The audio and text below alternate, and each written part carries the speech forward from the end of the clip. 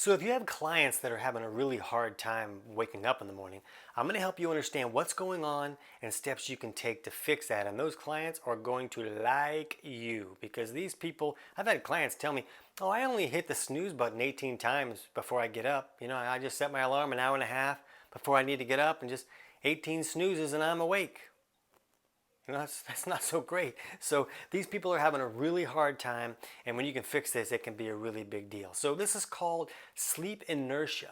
And if you Google sleep inertia, you'll find a lot of advice, and you'll find that that advice is quite stupid. I cannot recommend following that advice. And when you understand what's actually going on in this video, you're going to be like, oh yeah, that advice I read was really stupid. So let's get these people fixed. Here we go.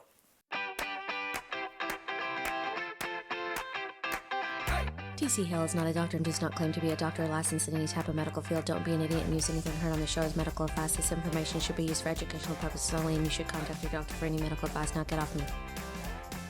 So when a client says, I'm pretty sure it would be easier for me to lift 1,000 pounds than to get out of bed in the morning, this is a physiological issue going on. This is not, hey, I'm lazy, or this is not just, I don't like to be out of bed situation. There's usually physiological issues that are making this very difficult. So we hear a lot about circadian rhythms, and even clients understand about circadian rhythms, but Dr. Emmanuel Revisi helped us understand that the body has a circadian rhythm at the cellular level. So here's how it works.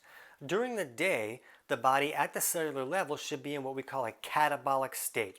And this is where the body is very good at creating energy and keep us going all day. It's also very good at breaking down tissues so that everything can be rebuilt and renewed like we want it to. And then at night, the body should move into what we call an anabolic state.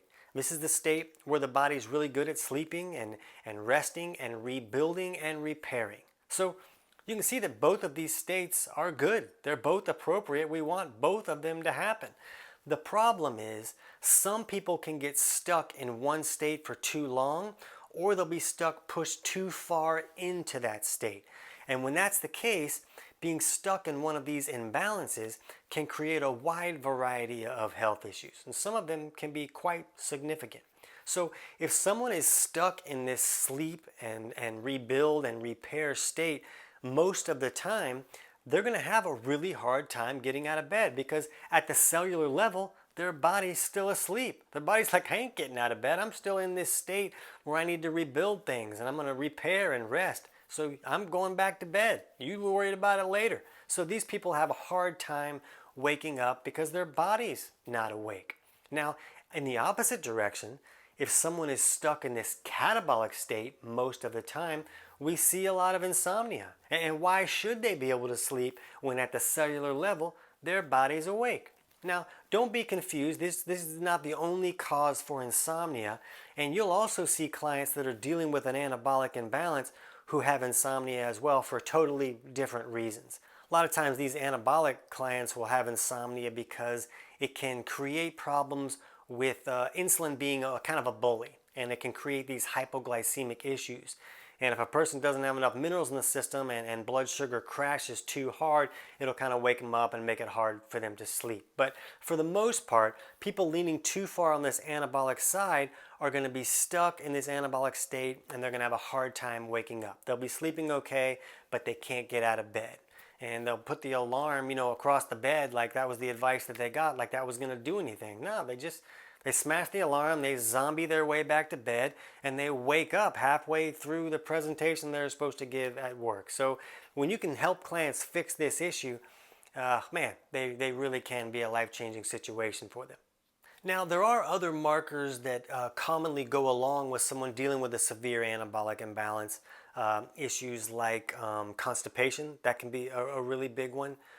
Maybe they have to get up to pee a lot at night. And this is happening because in this anabolic state, the body likes to send more of our water through the kidneys and less through the bowels. So they got to get up and pee all night because that's where the body is sending all the water. And they're constipated because the stool is getting too dry because not enough water is going to the bowels. Now, there are other reasons that a person will have constipation. That's not the only cause of constipation. If you want to learn more about that, we'll put a video about constipation in the description below as well. But these are some common markers. Anxiety is a common marker for someone being too far in an anabolic state because of the way the body's creating energy in that anabolic state. Most of the time that can create problems. But what we really want to do to understand if a client is leaning to anabolic is we want to look at their body chemistry. And we want to teach them how to run simple tests that they can do at home with tools that they can pick up at a pharmacy or a health food store. So you don't have to send somebody to a lab, and you don't have to have them come into the office. A lot of these things they can just do on their own. So we teach practitioners how to teach this to their clients in my book, Health Pro Results. And that'll kind of walk you through what steps you want to look at and what the results of these tests mean and how to figure out if a person is dealing with an imbalance or not. Now, the book's available on Amazon, but I'm going to put a link below where you can download it totally for free. And I'm going to give you the whole entire book. It's not just a chunk of it. And that'll walk you through understanding what part of the physiology and what part of the body chemistry to look at to figure out is this the reason why a person can't get out of bed. You don't want to give somebody a remedy just because you heard it worked for another person.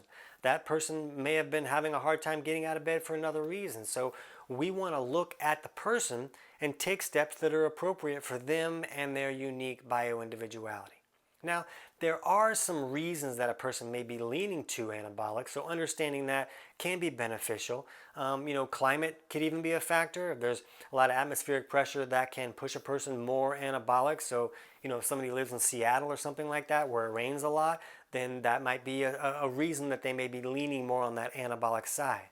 Genetics are a factor, but don't view that like it's a sentence for the client. That's just not how it is. Sometimes that's the only answer that the medical world can give is, it's a genetic thing. But it's true that genetic traits can push a person more towards the anabolic side, but that doesn't mean that they're stuck that way. It's usually, nutritional changes and lifestyle changes can overpower a genetic tendency. So know that a person can correct the issue even if it is a genetic factor. But the most common reason that someone is leaning too far on this anabolic side is because they're eating too many carbs or sugars. And this is really common. And it's really common for a person to gravitate towards carbs and sugars when they're not digesting proteins or fats correctly. It's really common to see people who don't have the ability to break down proteins or emulsify the dietary fats that they're eating, so they don't feel good when they eat those foods. It's really common to see them gravitate towards these carbs, and especially processed carbs that are very easy for the body to break down. You don't need to have digestion working very well to break down a Pop-Tart. It's actually practically broken down in the package. So the people will gravitate more towards these simple carbs and sugars and starches, and then consuming those over and over can push a person more on this anabolic side. So you can help a client fix any digestive problems so that they don't need those carbs, because they just think, I'm a chocoholic and I'm addicted to these carbs and that's just my personality, but that's just not how it is. There's usually physiological issues that are making them gravitate towards those carbs. So when you can help them fix any digestive malfunctions, now they can eat a steak and they feel great, and they don't need to have Pop-Tarts in their pocket wherever they go. So that can be one factor. You can also include foods that can help push a person more towards the catabolic side to improve that anabolic imbalance. Things like hard cooked eggs. Now, you don't want to do soft cooked eggs where the yolk is still runny, because eggs are weird. A runny cooked egg will actually push a person more anabolic. But hard cooked eggs like scrambled eggs or an omelet or hard boiled eggs, those can be pro-catabolic. Salmon can be a great one. Olive oil is a good one. And if they're going to use these foods to try to help improve this imbalance, you want them to eat these foods during the day when a person should be more on the catabolic side. You want the food to help them kind of work with their body's natural circadian rhythm. Magnesium can be a supplement that can be beneficial. If they don't want to have some of these foods, you can try to use some supplements that can help push a person a little bit out of that anabolic state. And magnesium in the morning is a great way to do that. That's why magnesium is so popular for constipation. It's helping the body move less anabolic, so more of the water can be sent to the bowels and the stool can move a little bit easier. So that can be very beneficial when you can use supplements to do that. Now, the book that I have the link for free down below will walk you through a lot more foods that can be pro-catabolic as well as more supplements. But you really want to look at the client's chemistry and see what's going on before you start pounding them with magnesium. They may be too catabolic, and now you're going to push them further into that imbalance and create a real problem. They may have a hard time getting out of bed for some other reason. So it's really important to look at the client's chemistry before you start telling them, hey, here's a remedy to do that, because you want to know what the underlying cause is.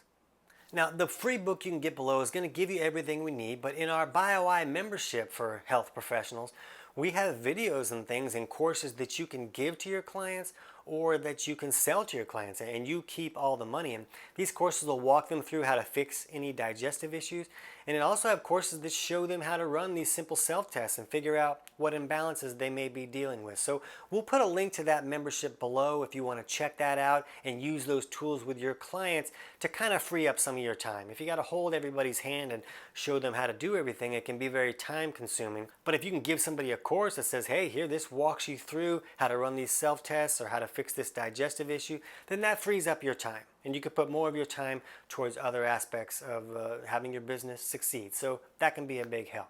So I hope those will be helpful, and if you do have clients dealing with constipation issues, for now, watch our video on understanding constipation to get more insights on other factors that can create constipation for your clients as well. I can't wait to hear about your results.